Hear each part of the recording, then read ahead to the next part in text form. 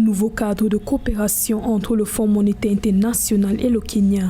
Le pays vient d'obtenir une facilité de financement de l'institution financière pour la mise en œuvre d'un nouveau programme de réforme. C'est ce qu'a annoncé l'institution dans un communiqué publié le 15 février 2021.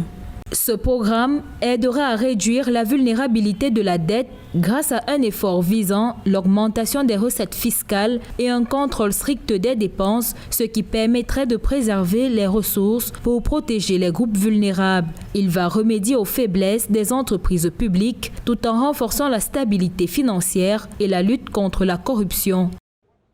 À l'issue de cette aide financière, 2,4 milliards de dollars seront mis à disposition du Kenya pour accompagner sa reprise économique. Les fonds contribueront à stabiliser et réduire le niveau de la dette du pays et à poursuivre son programme de réforme structurelle, ce qui améliorera les performances du secteur financier. Ce programme devrait s'étaler sur 3 ans, selon le communiqué du Fonds monétaire international.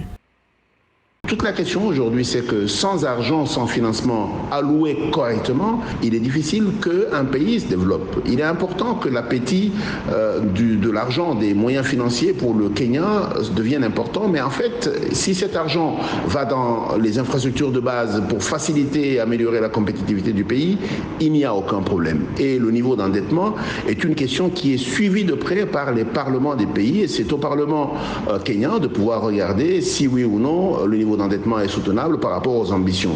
Parce qu'en fait, le plus important, ce ne sont pas les ratios, ou ce ne sont pas les montants. Le plus important, c'est la projection et la capacité du pays à pouvoir rembourser.